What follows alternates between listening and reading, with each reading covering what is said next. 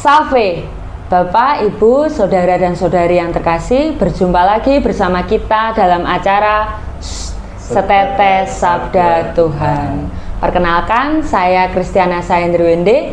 Kali ini kita akan ditemani oleh Romo Vikaris Paroki Santo Yesus Batang, Romo Yohanes Widi Wahyudi. Berkah dalam, Romo. Berkah dalam, Salindri. Bagaimana kabarnya hari ini, Romo? Sehat, terima kasih. Bapak, Ibu, dan Saudara-saudari yang terkasih, pada kali ini kita akan masuk pada Minggu Advent ketiga. Bacaan Injil pada Minggu Advent ketiga ini diambil dari Injil Matius bab 11 ayat 2 sampai 11. Silahkan, Romo. Bapak, saudara-saudari yang terkasih, dalam Minggu Advent yang ketiga yang dikenal dengan Minggu Gaudete ini, Injil yang akan diperdengarkan atau yang akan dibacakan diambil dari Matius bab 11 ayat 2 sampai dengan ayat 11. Tuhan bersamamu Dan bersama rohmu. Inilah Injil Yesus Kristus menurut Matius. Dimuliakanlah Tuhan. Sekali peristiwa, Yohanes Pembaptis yang berada di penjara mendengar tentang pekerjaan Kristus. Lalu ia menyuruh murid-muridnya bertanya kepada Yesus, "Engkaukah yang akan datang itu? Atau haruskah kami menantikan orang lain?" Yesus menjawab mereka, "Pergilah dan katakanlah kepada Yohanes apa yang kamu dengar dan kamu lihat. Orang buta melihat, orang lumpuh berjalan, orang kusta menjadi tahir, orang tuli mendengar, orang mati dibangkitkan, dan kepada orang miskin diberitakan kabar baik. Berbahagialah orang yang tidak menolak aku." Setelah murid-murid Yohanes pergi, mulailah Yesus berbicara kepada orang banyak tentang Yohanes. "Untuk apakah kamu pergi ke padang gurun? Melihat buluh yang digoyangkan angin kian kemari? Atau untuk apakah kamu pergi? Melihat orang yang berpakaian halus? Orang yang berpakaian halus itu tempatnya di istana raja. Jadi, untuk apakah kamu pergi? Melihat nabi? Benar. Dan aku berkata kepadamu, bahkan lebih daripada nabi. Karena tentang dia ada tertulis, 'Lihatlah, aku menyuruh utusanku mendahului engkau. Ia akan mempersiapkan jalan di hadapanmu. Sesungguhnya aku berkata kepadamu, di antara mereka yang dilahirkan oleh perempuan, tidak pernah tampil seorang yang lebih besar daripada Yohanes Pembaptis. Namun demikian, yang terkecil dalam kerajaan surga lebih besar daripada dia." Demikianlah sabda Tuhan. Dari bacaan Injil yang kita dengar tadi, inspirasi rohani apa yang dapat kita ambil? Terima kasih, Salindri, para ibu, bapak, saudara-saudari yang terkasih. Hari ini kita memasuki pekan ketiga masa Advent kita, yang kita kenal dengan Minggu Gaudete. Gaudete itu bahasa lainnya adalah Minggu Sukacita. Sebenarnya stola yang saya pakai ini, kalau ada warnanya warna pink atau merah muda, para imam Gereja Katolik Roma di Advent ketiga biasanya tidak lagi mengenakan ungu, tetapi pakai warna pink atau merah muda, simbol sukacita, Minggu Gaudete. 1 tahun 2 kali imam Katolik Roma pakai warna pink ya.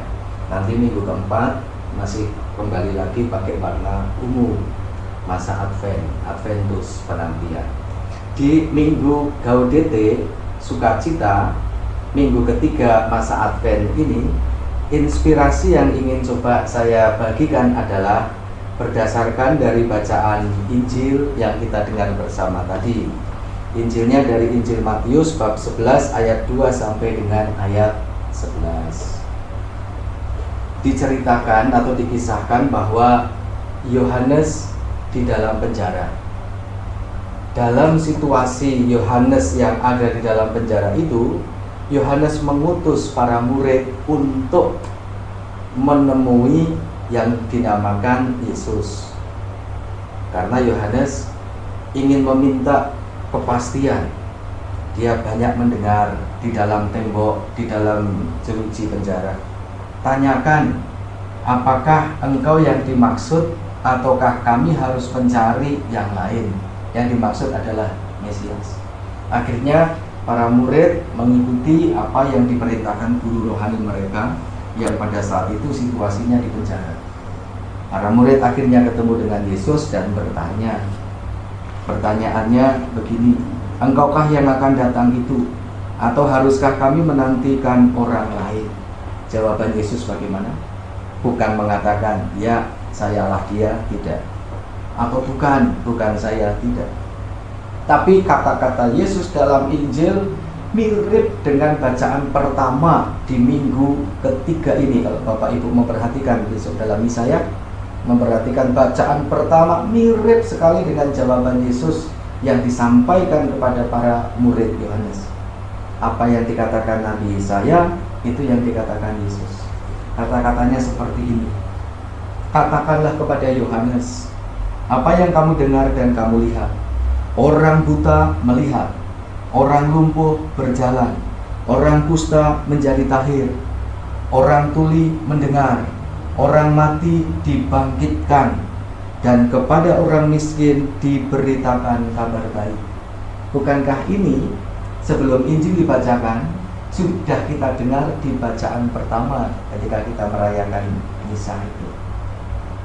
Saudari-saudara yang terkasih, menarik apa yang dikatakan Yesus ini. Tidak mengatakan saya benar, itulah dia, bukan, atau bukan saya. Tetapi katakanlah kepada Yohanes Pembaptis, orang buta melihat, orang tuli mendengar, orang lumpuh berjalan, dan seterusnya. Dikaitkan dengan kabar sukacita, gaudete, kedatangan Tuhan yang diwujudkan nyata secara konkret dalam kehadiran Yesus di dunia, itu memang membawa sukacita. Sukacita untuk siapa? Sukacita untuk mereka yang membutuhkan, mereka yang mengimani, mereka yang percaya. Ketika Yesus menyembuhkan orang yang tuli dengan imannya, yang tuli itu percaya, akhirnya mendengar. Ketika Yesus menyembuhkan orang yang buta dengan iman kepercayaannya, orang buta itu akhirnya bisa melihat. Ketika Yesus menyembuhkan orang yang lumpuh dengan iman kepercayaan, itulah orang yang lumpuh bisa berjalan. Singkatnya, kedatangan Tuhan membawa kabar sukacita bagi mereka tentu saja yang percaya, yang mengimani. Bagi yang tidak percaya, bahkan yang menolak, mungkin bukan kabar sukacita. Kabar sukacita bagi yang menanti-nantikan, yang mengharapkan kedatangan Tuhan. Berhenti di sini, saya mau mengajak kita semua, kita kerangkai dalam konteks tahun Yubelium. Ingat, Yubelium akan berakhir beberapa minggu lagi, tepatnya tanggal 6 Desember tahun 2026 kita selesai tahun Yubelium 2025. Dalam tahun Yubel tahun 2025 ini, almarhum Paus Fransiskus dalam tulisannya dokumen Spes Non Confundit, bahasa Indonesianya pengharapan yang tidak mengecewakan, di artikel yang ke-6 dikatakan begini: interaksi antara pengharapan dan kesabaran menjadikan manusia sadar bahwa kehidupan Kristiani adalah sebuah perjalanan menuju perjumpaan dengan yang ilahi. Itu dalam dokumen SNC, Spes Non Confundit, yang diindonesiakan pengharapan tidak mengecewakan. Dikatakan tadi, antara pengharapan dan kesabaran, interaksi dua pengharapan dan kesabaran ini menjadi jelas bahwa hidup manusia, kehidupan Kristiani adalah sebuah perjalanan. Perjalanan pasti ada tujuan. Tujuannya perjumpaan dengan yang ilahi. Dan perjumpaan dengan yang ilahi itulah yang membahagiakan. Dan Natal dalam iman kekristenan, Allah yang menjumpai kita. Allah yang tak tampak, A besar L2, diubah A besarnya menjadi A kecil, L2 nya menjadi cukup satu. Mengalah. Dia yang tak tampak mau mengalah menjadi tampak. Dia yang jauh kita tidak tahu kemana mendekat, bersama membaur dengan masyarakat, dengan manusia. Yang terjadi adalah situasi diubah menjadi baik. Bagaimana tidak? Orang yang buta menjadi melihat kan lebih baik. Orang yang lumpuh berjalan kan lebih baik. Orang yang tuli mendengar kan lebih baik. Singkatnya, kehadiran Tuhan mengubah segala-galanya menjadi baik. Ini kabar sukacita yang diimani dalam gereja, yang sekarang di minggu ketiga kita rayakan dengan minggu Gaudete ini. Saya rasa itu yang ingin saya sampaikan kepada kita. Terima kasih atas inspirasi rohani yang sudah kita dengar tadi. Saya ingin bertanya, Romo, Ya. bagaimana kita bisa merasakan dan menghidupi sukacita Advent di tengah kesibukan dan pergumulan hidup? Terima kasih Salindri, Ibu Bapak, saudara-saudara yang terkasih. Pertanyaannya jelas, merasakan dan menghidupi. Itu yang berbeda, doa rasa dan menghidupi. Yang kedua, kesibukan dan pergumulan. Sebenarnya bersama, kesibukan dan pergumulan. Jawabannya, karena pertanyaan tidak lepas dari sukacita Advent, saya tidak berangkatnya pada Advent, minggu ketiga. Ya kan? Advent itu kan penantian, menanti-nantikan. Kalau Gaudete itu artinya sukacita, dari Advent dulu. Saya mengingat kita semua, mari kita kembali ke minggu kemarin. Arti makna Adventus, menantikan tidak pasif, tapi menantikan diisi dengan hal yang produktif, hal yang bermanfaat, hal yang berguna. Ingat minggu kemarin Santo Yohanes Bosco. Sehingga menanti-nantikan itu dinamis, tidak boring bahasa orang muda kemarin, orang Gabut muda itu ya, tidak gabut, tidak menantikan pasif. Tetapi kenyataan dalam hidup menanti-nantikan besok tanggal 25 itu kan kita tidak hanya meditasi kan. Iya. Selama hidup, selama sampai besok tidak, kita tidak tinggal diam. Anda beraktivitas sebagai guru, Anda berangkat ke sekolah, Anda mengajar, Anda kegiatan ke gereja dan macam-macam. Itu kenyataan. Saya bicara soal realita, bukan lagi ideal. Pikiran-pikiran kita, kenyataan kan begitu. Nah, menantikan dengan mengisi hal-hal yang produktif itu cara bagaimana itu Adventus. Dan mudah-mudahan dengan melakukan hal-hal yang produktif, yang positif, yang bermanfaat, sukacita itu seperti bacaan Injil tadi. Yesus datang membawa sukacita, bukan Yesusnya yang sukacita, tapi yang sukacita adalah kehadiran Yesus. Si buta melihat, si tuli mendengar, si lumpuh berjalan. Orang-orang yang membutuhkan itulah yang diajak bersukacita karena kehadiran yang dinanti-nantikan. Maka menginspirasi kita dari bacaan Injil ini, bagaimana kita mengisi sukacita bukan hanya jangan saya sukacitanya, tapi sukacita kita bersama. Bagaimana supaya orang lain bersukacita?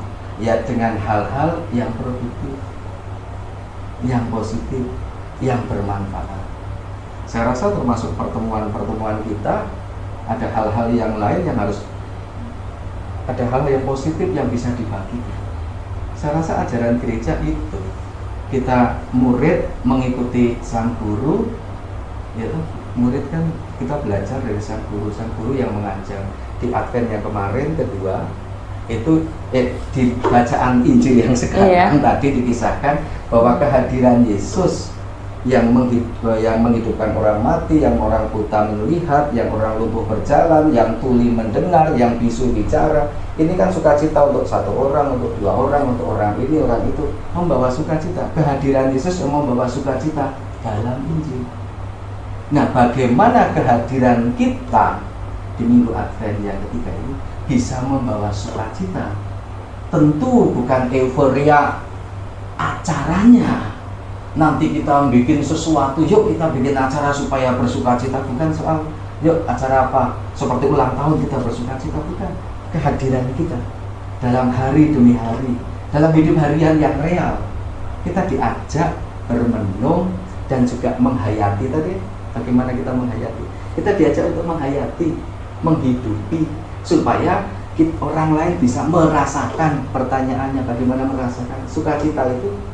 Bagaimana kita menjadi sakramen dari yang kita imani, yaitu Yesus Kristus yang hadir dalam bacaan Injilnya tadi kita dengar Kehadirannya membuka mata, orang bisu bicara, lumpuh berjalan, orang yang tuli mendengar, kan sukacita. Nah, bagaimana kehadiran kita bermanfaat sehingga sukacita Advent dirasakan oleh mereka-mereka.